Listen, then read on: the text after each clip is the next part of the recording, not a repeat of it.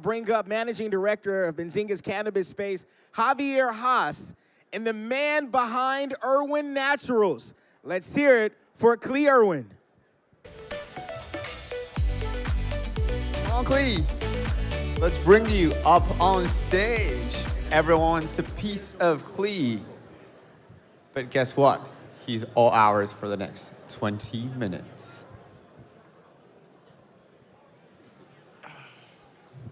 Klee, welcome to the Benzinga Cannabis Capital Conference. You were a part of the Benzinga Psychedelics Capital Conference yesterday. Now we're here to talk about a different topic. I'm missing one of the cards. Kevin, can we get the other cards? Klee, how you doing? I'm good, Javier. It's good to talk to you again. Tell us a little bit about yourself and Irwin Naturals. And, you know, maybe a little bit of a preface, by the way, because it's such a household brand, right? Right. I'm from Argentina. I grew up in Argentina, live in Argentina.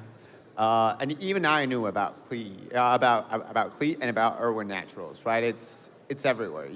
Whenever you come to America, you go to a major retailer, a big box retailer, and there's Irwin.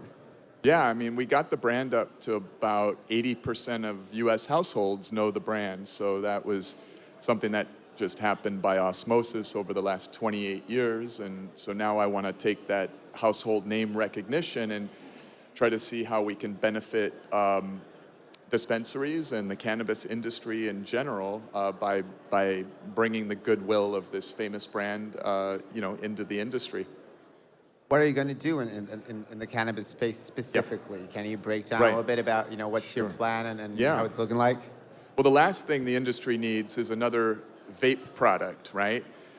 Because, more new flower brands, vape brands really don't do anything for a dispensary other than move a customer who is going to buy brand X to some other brand Y. And it doesn't really create an incremental revenue uptick at the cash register for that dispensary or for that distributor or that manufacturer in that state. And so what we can bring to our licensed partners, because that's how we're doing this, we're finding the best distributors and manufacturers in each state and making an exclusive licensing deal with them.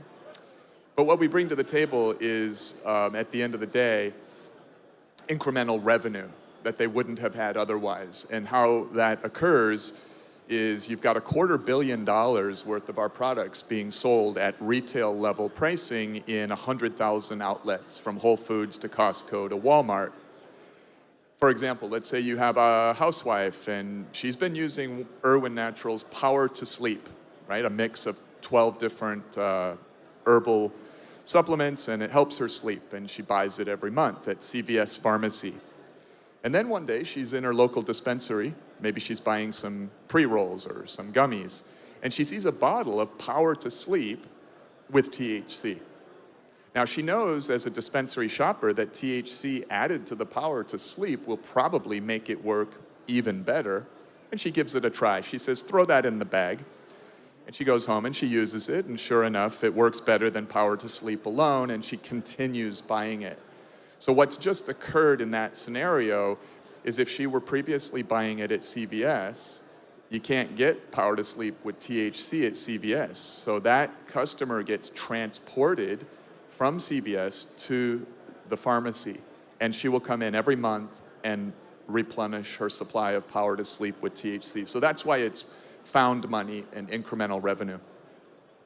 When do you see this happening, right? Like, do you envision like a near future where this happens? Because it sounds, like utopia.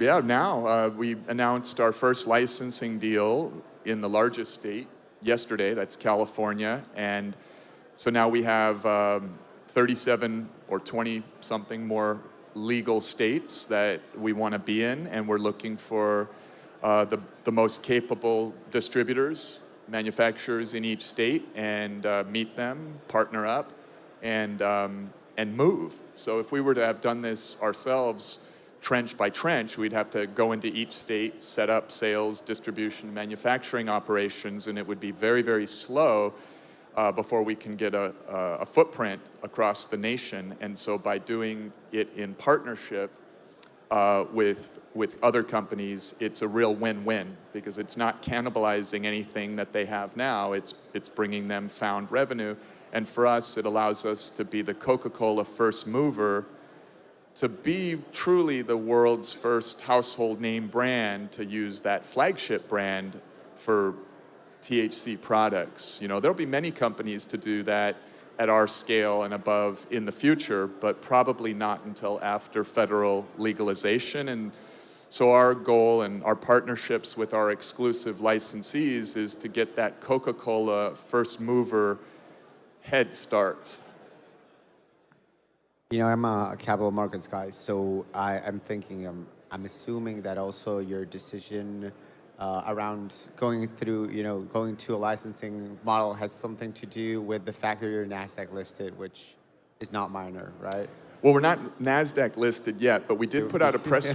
We did put out we put out a press release. Wishful thinking. Yeah, but we did put out a press release several weeks ago announcing our intent to file an S1 registration with the SEC. And one could deduce, if they wanted, that that's either the NASDAQ or the New York Stock Exchange. Oh. So that's one of the benefits to doing the licensing play is the consumers that love our brand, they don't really care or they won't even know that this Irwin Naturals products on their dispensary shelves are literally sold by us legally as a plant toucher, or whether it's a licensing type arrangement. It doesn't matter to them. And so that allows us to list on a major US exchange because we wouldn't be plant touching. Why do you seek to list on these major exchanges? Is there a specific reason? Yes. We're doing a roll-up in the psychedelic clinic space. So, I spoke I did the keynote address yesterday at the psychedelic conference, and there's an opportunity as well to lend a major health and wellness brand like Irwin Naturals to have that brand lend its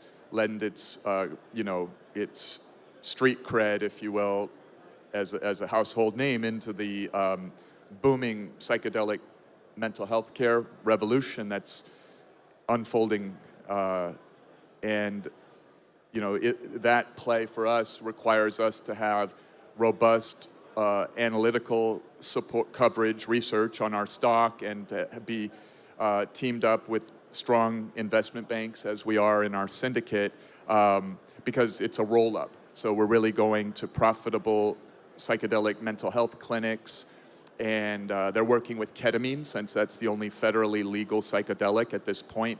And then as time goes on, the plant-based psychedelics will become legal and FDA approved. But for now, we're rolling up ketamine clinics, and it's called Irwin Naturals Emergence. It's a chain of these ketamine clinics, but we're not opening these locations organically. We're doing a roll-up, stock-based acquisitions, and so it's working as we're listed on the Canadian Stock Exchange, and it will only work better if we're listed on a major US exchange. Oh yeah, no, access to capital skyrockets with a major listing like that.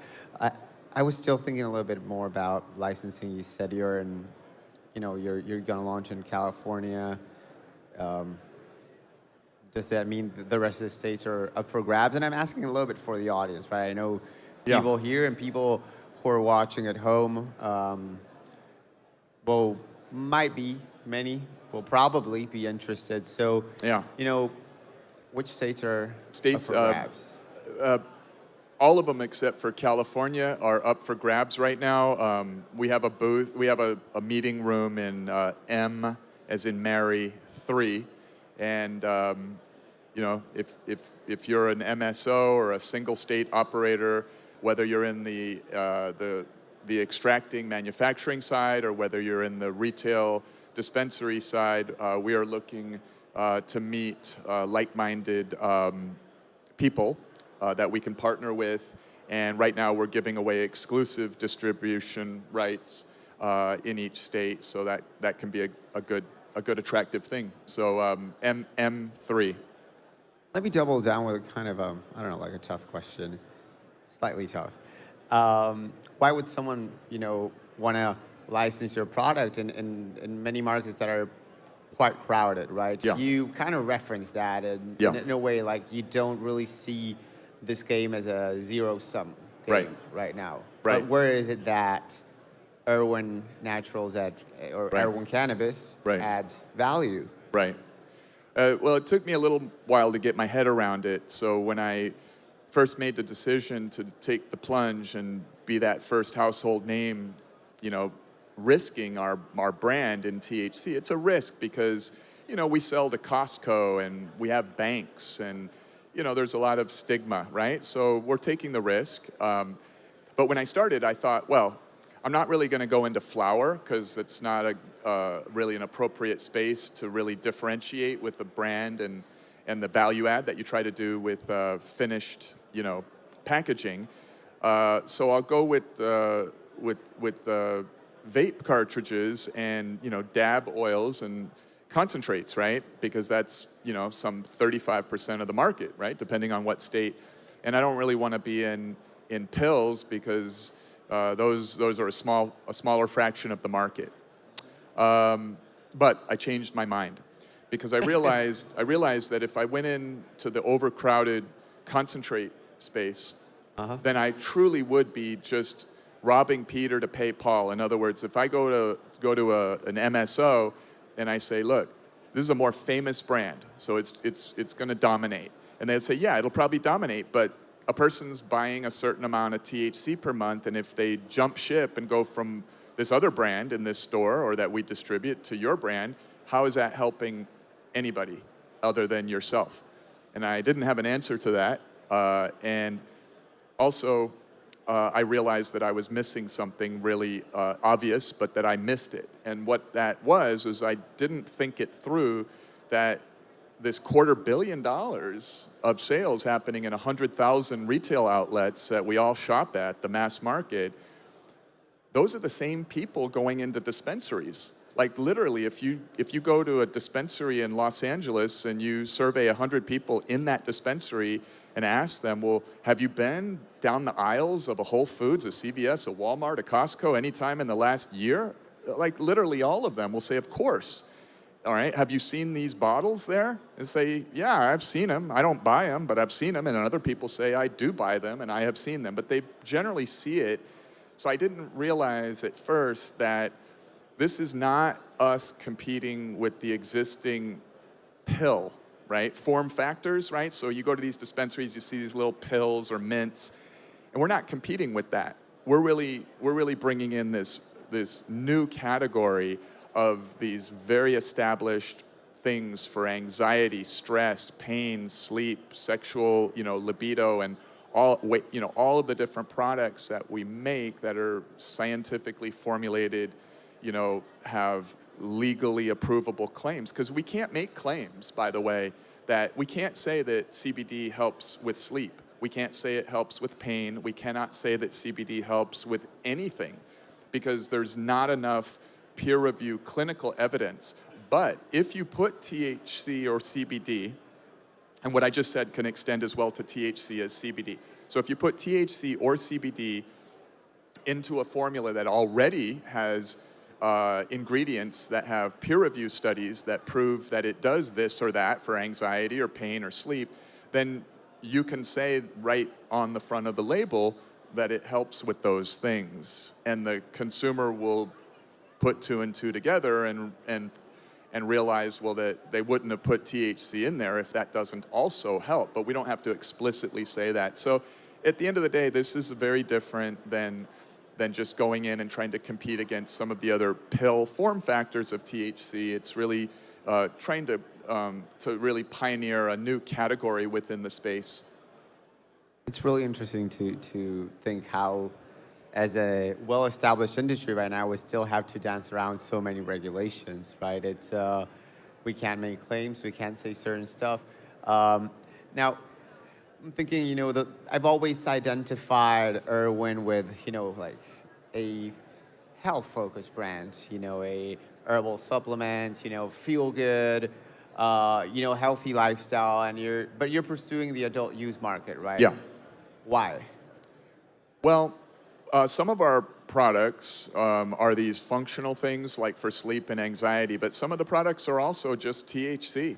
And people can use THC for pain or they can use it for recreational experience. And we're not really afraid of that. It is an extension of our brand. So, you know, we have other herbal formulas that we sell that do have feel-good aspects to them. Most of them are very functional and really compete with pharmaceuticals at the end of the day, you know. But it is an extension to really offer a person a product like a THC-only Irwin Naturals product that some people will buy for recreational pleasure. So. I mean, I'm a firm believer in the concept that, you know, well-being and fun and feeling good are an essential part of wellness, right? Yes. And we often lose sight of that. Now we talk about cannabis for wellness and not like recreational uses, and it's a very important part, right? Like Yes. living a happy Yeah. life is a healthy life in Yeah. many cases. Yeah. Well, I always try to point this out to people who want to get all caught up in the difference between recreational experience versus medicinal. And I try to just call it like I see it, which is every person using it for medicinal is also enjoying the psychoactive experience of shifting their consciousness. And shifting your consciousness is an inherently human quality. For example, 6-year-old children will spin in the park or go down slides because they like the consciousness-altering experience of feeling dizzy. Adults will have a glass of wine over dinner because they like the consciousness-altering experience. And so whether your consciousness-altering drug of choice is alcohol or caffeine or THC, people have always, for millennia, enjoyed safe, responsible, temporary modification of states of consciousness. And there's nothing wrong with that until it gets abusive. So funny that you brought up the spinning. Literally last night I was thinking about that. I don't know why, but I was remembering when I was a kid and I used to spin, you know, until I got dizzy and fell on the floor. And I was wondering, why would I do this? You know, because as an adult, you think, you know, feeling dizzy just makes you feel bad, right? But it definitely wasn't the case back then. Let's pivot a little bit. We have a few minutes left. I want to pivot a little bit into capital markets. You know, that's you know, my jam. Yeah. How do you think, you know, the brand recognition plays into the investor profile, into the potential return for investors in this company and overall catching the attention of investors? All right. Well, some people in the audience won't like hearing this or will disagree, so forgive me. Brand rules. People do not buy products, they do not buy services, they buy brands. Mm-hmm. Whether that's a personal brand of your yoga instructor or whether it's Apple, they buy brands. So in any industry, there are 4 classes of companies that participate at the buffet table of an emerging market. And that is the raw material suppliers, like the makers of THC or the makers of psilocybin. And then there are the assemblers of raw materials, the factories, the contract producers that will assemble the raw materials into a finished product. And then there are the people who place the orders for those finished products, which are generally not the manufacturers. So Johnson & Johnson makes the psychedelic Spravato, it's ketamine. So that's a powerful brand. They get to choose which contract maker will assemble all the components into a finished product. So those first 2 guys, the raw material creators, like the growers of cannabis, and the extractors and the finished product factories, they don't really have brands. Yes, they have company names. Yes, they have salespeople. But at the end of the day, as long as the quality specs are met, they're exchangeable, and they do get traded out a lot of times by the brand owner. And then the final brand in the supply chain are the brands that touch the consumers. So for me, I own a brand that Walmart really needs to carry. They're not going to go out of business if they don't carry our brand, but we're popular enough with the public that they really do need to carry the top brands. But I also need Walmart and their brand, and I need Costco and their brand. Now, I might be able to afford to lose CVS, it's a big account, but I could lose them and we can stay in business. If I were to lose Amazon, Costco, and Walmart at the same time, we'd have to lay off half the company. So the point is that in the cannabis space, as well as the psychedelic space, there are only two brands, right? And that is the brand of the product owners who own the CPG product, and the brands of the chain stores, okay, the retail brands. So we have flipped in psychedelics, we are becoming the brand at the patient interface, a kind of Jenny Craig of psychedelic mental health clinics, if you will. And then at the cannabis level, we're doing just what we've always done for 28 years. We're Irwin Naturals, we specialize in herbal extracts, and the dispensaries, you know, will carry our products. Fantastic. Thank you so much. Where can people reach you, or where can people find out more about you, and how can they invest in you, like right now, Right. independently of any uplisting, new listing? Sure. Well, okay. So we have a website that's the brand. So the brand is Irwin Naturals. So the website's irwinnaturals.com. My chief of staff is Stephanie, and so you can email her at stephanie@irwinnaturals.com. There's an investor deck on our website.